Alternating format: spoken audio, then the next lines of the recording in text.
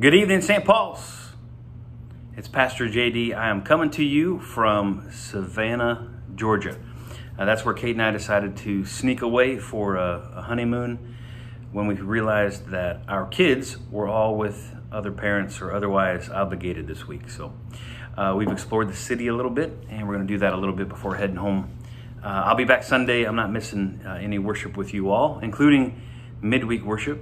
I'm just recording it from Savannah, Georgia. It is sunny today. It's just a little cool. 65 is the high, so it won't be too bad. But we need to walk through the very end of the Book of Ecclesiastes. I made the promise to you that we wouldn't walk through that much or more any more Sundays. We're just using it as an introduction this coming Sunday on Palm Sunday. So we have some ground to cover. We have chapter 10, chapter 11, and chapter 12, all to cover today. It might sound like a lot, but these are short chapters, and it's really the teacher wrapping up what he feels like he needs to say, trying to get in all the last little bits of wisdom for us. So I have on the computer that's holding up my phone that scripture. So when you see me hitting buttons and looking up just past the camera, that's what I'm doing. In a little makeshift studio I made here in our Airbnb. So I want to share this quote with you. It is a Mark Twain quote that's a variation on an original thought, at least first published by George Bernard Shaw. And it is, "Youth is wasted on the young." And that'll have some bearing on what we walk through today, and some bearing on basically where I want to finish. I will add a personal anecdote that Kate and I walked something like 20,000 steps yesterday and 15 the day before. And when I got up this morning, I was very aware my youth has passed. So maybe you feel that way some mornings or this morning. Before we dive into scripture, will you bow your heads and pray with me? Heavenly Father, we thank you for the opportunity to use technology, even when we are far away from one another, to be with one another, to dig into your word, to hear a little bit of wisdom passed down to us, and sift that through the wisdom that Jesus gave us. As we prepare to see him again on the cross, to see him ride into Jerusalem as we'll celebrate this Sunday, to see him rise from the grave, we want to be certain and focused and committed to just drawing closer to Jesus, to just understanding this story and how it relates to us, and moving all the stuff that we put in the way out of the way. So with that in mind, Lord, speak to us in this time. Open our ears, open our hearts to receive a word from you, and let everything else just fall away. In Jesus' name, amen. Now, I have typically been moving through this and reading you the New Revised Standard Version and then the Message. I've been doing that because I think the Message is just so much clearer to understand. It's no less a scholarly text, but it's written in modern language. A guy named Eugene Peterson did that here in the last 25 years or so. I've decided today I can't read both, partly because of my setup and partly because it would just take so long. So I'm going to just read the Message. I think it's clearer. I think it'll help us understand these passages better. So if you want to open up a New Revised Standard Version on your phone when you're watching this, or in your lap when you're watching this, or whatever, to kind of measure it against, you'll see that it's moving through the same text. It's interpreting the same thoughts. It's just laying them out in a way that I think is easier to get our head around. So I'm going to be in the Message for all three of these chapters. Just want to give that piece of info first. I need to move one thing here. There we go. Okay. We're in Ecclesiastes chapter 10. I'm going to start here in verse 1, and we're going to make our way through this chapter. Again, if you haven't been with us for any of the Ecclesiastes studies, I've said pretty much every time, these texts are tough. They're a downer. They are not meant to console or comfort, really. We're using Jesus's teaching, Jesus' words, Jesus' story to do the consoling and the comforting. So With that said, chapter 10, verse 1. Dead flies and perfume make it stink, and a little foolishness decomposes much wisdom. Wise thinking leads to right living. Stupid thinking leads to wrong living. Fools on the road have no sense of direction. The way they walk tells the story. There goes that fool again. If a ruler loses his temper against you, don't panic. A calm disposition quiets intemperate rage. Here's a piece of bad business I've seen on the earth. An error that can be blamed on whoever is in charge. Immaturity is given a place of prominence, while maturity is made to take a back seat. I've seen unproven upstarts riding in style, while experienced veterans are put out to pasture. As we move through this, I'm guessing there's plenty of times that you go, oh yeah, that's true, I've seen that. As we move through this, there's plenty of things that were true in the teacher's day that are still true in ours. When we move through this, anytime you hear the phrase, here's a piece of bad business or a bit of bad business, that's when in the New Revised Text or a lot of other texts we would have heard, this is another thing I've seen under the sun. That's how the two of them are trying to make sure to put it in language that people can understand. Under the sun is a reference to things that happen on earth. A bit of bad business are things that happen as we relate to one another here on earth. Verse 8. Caution. The trap you set might catch you. Warning. Your accomplice in crime might double-cross you. Safety first. Quarrying stones is dangerous. Be alert. Felling trees is hazardous. Remember, the duller the axe, the harder the work. Use your head. The more brains, the less muscle. If the snake bites before it's been charmed, what's the point then in sending for the charmer? These are bits of wisdom that the teacher's trying to get out, and lots of little bits of wisdom. They arrive like proverbs, and there's a reason for that. These aren't so much the big tests that he was doing early in the text as just little things that through his life he has realized and wants to communicate. And most of them we could certainly understand. They're folksy in the way they're presented here. They don't ring as folksy in other translations. But there's truth to them without question. Just like with all the other chapters in this book, the truth just is incomplete. And we'll get to that in a second. Verse 12. The words of a wise person are gracious. The talk of a fool self-destructs. He starts out talking nonsense and ends up spouting insanity and evil. Fools talk way too much, chattering stuff they know nothing about. A decent day's work so fatigues fools that they can't find their way back to town. This one jumped out at me. Fools talk way too much. I've seen that. That still goes on. Verse 16. Unlucky the land whose king is a young pup and whose princes party all night. Lucky the land whose king is mature, where the princes behave themselves and don't drink themselves silly. I wonder if you've ever seen the difference between an immature leader and a mature one.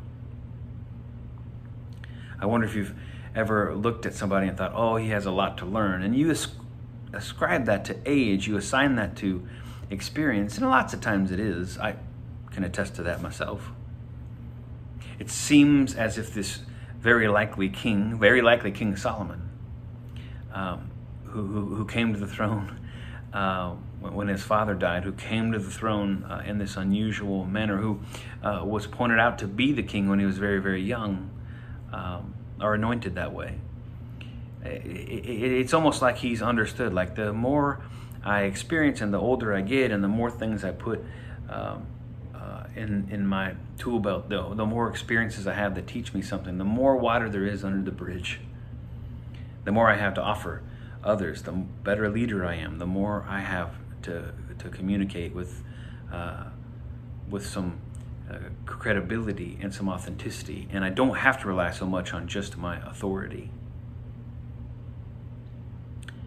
He is focused on listening to and following the king and the things a king can do and learn and the things a subject must understand, because he very likely is one. Verse 18. A shiftless man lives in a tumble-down shack. A lazy woman ends up with a leaky roof. Laughter and bread go together, and wine gives sparkle to life, but it's money that makes the world go around.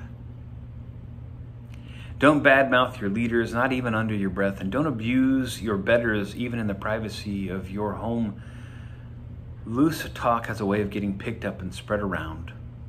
Little birds drop the crumbs of your gossip far and wide. Man, I don't know if you've learned that lesson the hard way like many, like me. But there's truth here. There has been truth throughout all of these chapters, and there continues to be here as he's just wrapping up his thoughts and putting lots of little thoughts in the mix. He continues. This is chapter 11, verse 1. Be generous. Invest in acts of charity. Charity yields high returns. Don't hoard your goods. Spread them around. Be a blessing to others. This could be your last night. When the clouds are full of water, it rains. When the wind blows down a tree, it lies where it falls. Don't sit there watching the wind. Do your own work. Don't stare at the clouds. Get on with your life. Just as you'll never understand the mystery of life forming in a pregnant woman, so you'll never understand the mystery at work in all that God does.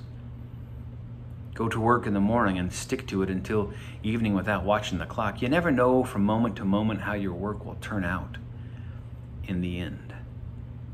Well, what I love about what's happening here is the teacher, who really is coming from a pretty cynical point of view for most of the text, who really is trying to find the answer to the meaning of life. That's what our sermon series has been titled. As he's winding down his experiments, as he's listing out his wisdom, the results of his tests, basically, there's mystery forming. There's unanswered questions that he's just letting lie. And part of it certainly is because he's understood, I have limited time. I may not get to the place where I ever understand this. And I certainly have to just do the work and see what is manifest from the work. I certainly have to just live this life I was given and not try to live anybody else's. He's understanding that even a king has a last day. And so there's more room here for God and what God does and the mystery of following God. And he takes a turn now and looks back. At least that's how I interpret it. On his life, as we're all wont to do. He looks back on the things that he used to have. He now has wisdom, but he looks back on things he used to have, and this notion of the years taking their toll appears, and then this direct speaking to youth. This is verse 7 of chapter 11. Oh, how sweet the light of day, and how wonderful to live in the sunshine. Even if you live a long time, don't take a single day for granted. Take delight in each light-filled hour, remembering that there will also be many dark days, and that most of what comes your way is smoke. I love those two verses, 7 and 8.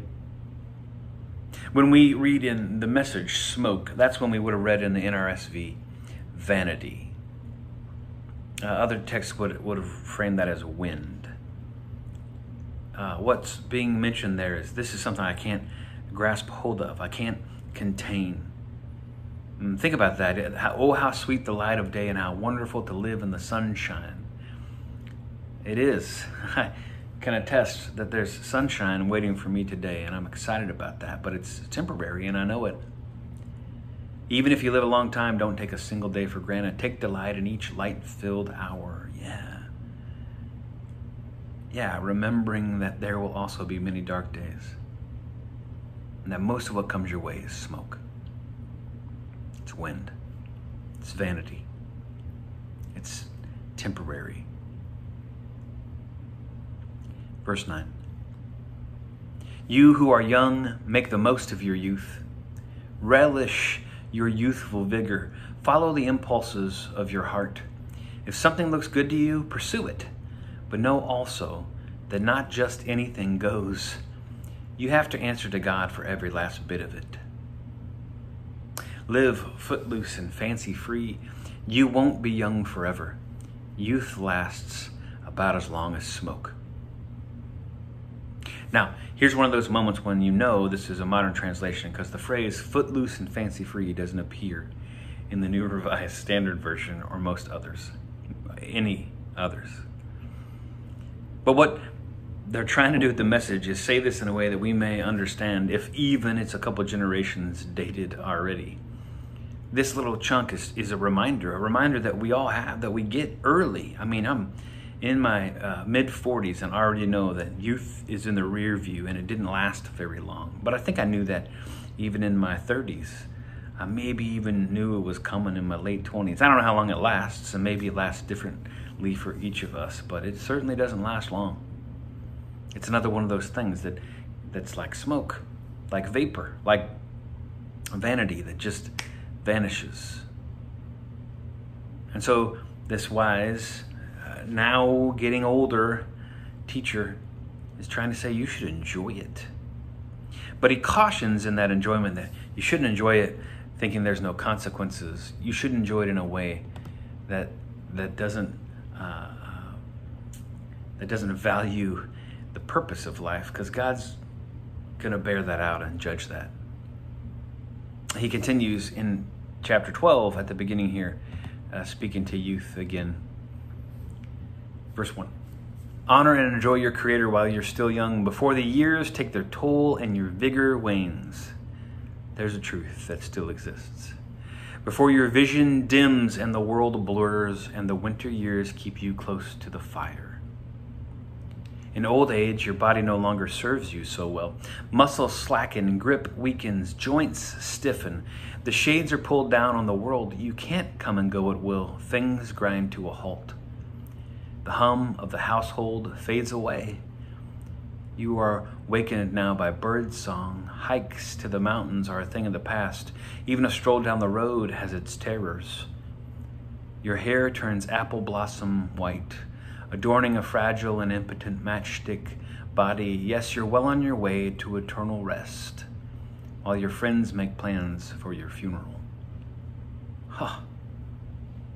This is hard to hear. He's telling us exactly what's going to happen to us in our life, and some of us have already begun to experience it. Some of us, frankly, have experienced almost all of it. And there's a toll that's taken for sure in our aging and in the things that we give away as we age. Lots of the gifts of youth that vanish and the things that we lose. I'm not so young that I don't see that and haven't experienced some of them. Some of you could make a much longer list of the things you cannot do anymore. And that, in and of itself, by itself, can set off a real disheartening series of thoughts that can sink into a real hard-earned, well-deserved depression. Because life is good. And so understanding that it's drawing to a close is hard. And I think that's what's happening with the teacher now as he's writing these things down. He's tried all these things and he hasn't found the meaning of life. He's had all these experiences and none of them fulfilled him in the way he thought they would. And he keeps coming to the conclusion over and over and over that there isn't a meaning to life, that this is all vanity. It's all smoke. And so he's looking at young people and he's basically saying, long before George Bernard Shaw or Mark Twain said it, youth is wasted on the young. They haven't learned yet how to enjoy life, how to suck the marrow out of each moment, how to really relish in the blessings of what they've been given. They just have it. They go and go and go, but are they going anywhere? They have so much energy and so much time. It's all in front of them, and they're totally unaware. Whereas at the end of life, they have such little energy and such little time, and they're painfully aware of the finite amount that we get, of the finality of death. And I know a lot of people who never get past this point, who never get around that they'll die or that their loved ones will die. Some people have lost people already, and that was the end of them in lots of ways. The teacher, very likely King Solomon, is just trying to be straight with the people who listen to his teaching, who have stuck through for the ride, this kind of depressing ride. And he's trying to tell us to enjoy our life, but he's also trying to tell us that it's over so quick. And he's trying to tell us that there's no meaning in it, but he's also trying to tell us that we should strive to find some. And throughout, I've said this repeatedly, I wish he got to know Jesus. Jesus fills in a lot of the gaps that he leaves to mystery. Jesus changes a lot of his conclusions, including this one. Because what he's trying to say to us is your finite life ends and then it's just darkness and it's over. That's not what Jesus said. He's trying to say enjoy youth while it lasts, because soon you'll be old with nothing to do of consequence. And that's not what Jesus says either. Now, Jesus gives us a mission, a lifelong mission, work that we're supposed to be about, that doesn't require us to be able to run across a field or hike up a mountain. Just requires us to be loving and kind and take care of the least of these. Verse 6. Life, lovely while it lasts, is soon over. Life, as we know it, precious and beautiful, ends. The body is put back in the same ground it came from. The spirit returns to God who first breathed it. Yeah, but there's more beauty in that than the teacher ever found. There's more beauty in that for those of us who listen to Jesus' teaching. Verse 8. It's all smoke, nothing but smoke. The teacher says that everything's smoke. At the beginning of chapter 1, we heard from another person, the actual writer of the Book of Ecclesiastes, is quoting the teacher from about the first paragraph into chapter 1 to right here in verse 8 of chapter 12. That's another voice that has set the teacher up and walks the end of this text out. It's all smoke, nothing but smoke. The teacher says that everything's smoke. Is either the last line of the teacher or the first line back of what I'll call the narrator, the writer of this text. And so the rest of chapter 12, just a few verses, is that writer framing again what we've walked through, what the teacher's just said. Hear what he says, starting in verse 9. Besides being wise himself, the teacher also taught others knowledge. He weighed, examined, and arranged many proverbs. The teacher did his best to find the right words and write the plain truth. The words of the wise prod us to live well. They're like nails hammered home, holding life together.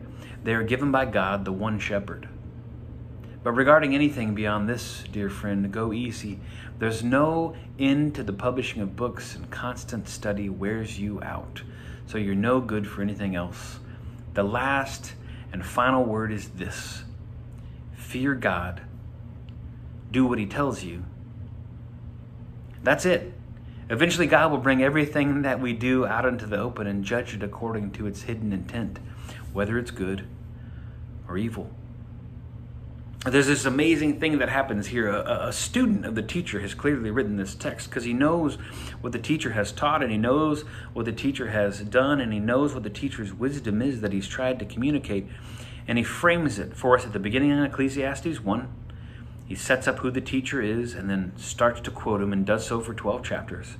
And then again at the end of chapter 12, at the very end of this book, he jumps back in and says, the teacher taught a lot of things and ultimately said everything was smoke.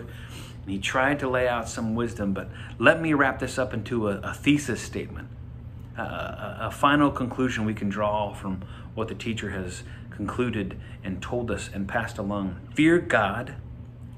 Do what he tells you.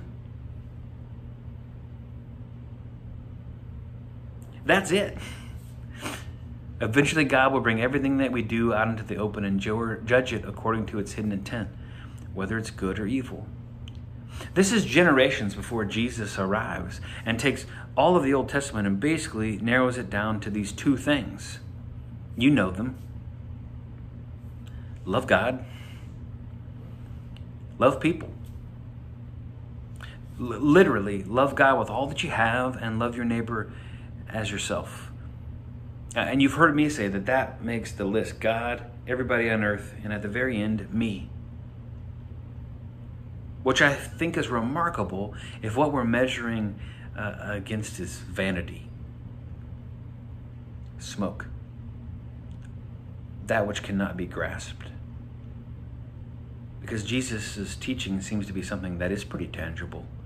I'm going to love God with everything I've got, my heart, mind, body, and soul. I'm going to love my neighbor as myself, as I want to be loved, in the way I understand what someone would need to feel seen and heard and loved and taken care of. Here at the end of chapter 12 of Ecclesiastes, they say, someday God's going to bring everything we do out into the open, judge it, decide whether it's good or evil. And Jesus, the one time he's really clear on what judgment's going to look like from his perspective, says, I'm going to separate you, sheep's on one side, goats on the other. The dividing line is going to be how well you took care of people who couldn't take care of themselves. And some of you are going to wonder when that happened. And I'm just going to tell you, whenever you saw one of these people who had less and who needed much, and you took care of them, that was you being faithful. And whenever you saw them and didn't take care of them, that was you being unfaithful. That's how Jesus determines what's good and what's evil. Frankly, who's good and who's evil. And in that parable that he's telling there, it's how he determines who gets thrown into the fire and who doesn't. It's one of the few times Jesus goes there. It's one of the few times Jesus talks about judgment or puts himself in the position to be that judge. But it echoes what we hear here at the end of all this pursuit of wisdom and knowledge, at the end of this pursuing of the meaning of life. It's almost like Jesus' answer to that is, life has meaning when you live it for others. And I'll deem good those of you who took what you had and took care of those who had less. And I'll deem evil those of you who took what you had and you didn't share with anybody or take care of anybody who needed much. That's Jesus' answer to Ecclesiastes. Jesus' answer to this teacher here in this text is this life that lives out that ethos, that lives out that teaching, that gives away itself for others, for all others, for God, and then everyone on earth. Last on the list for Jesus was Jesus. We're about to tell that story in our worship service. We're about to walk through those days, starting Sunday. He'll ride into Jerusalem, a different kind of king. And then he'll sit at the table on Thursday with his disciples, and he'll order them into a new commandment. That commandment is to love one another as he has loved us. That's the standard, and that life was one that we saw that gave itself away over and over and over and over while it was still young.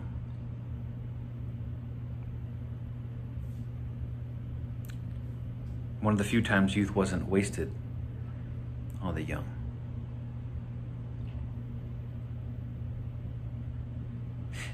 We'll see Jesus pray after the Last Supper in the garden, becoming aware of where this was leading, and he'll ask God if there's another way. He'll ask God if there's a way this cup can pass from him. But there seems to be an echo here to Ecclesiastes 12, when Jesus says, but not my will, but your will. Fear God and do what he tells you to do. And so we see him taken and tried and beaten, tortured, made a spectacle of through the streets, mocked, crucified.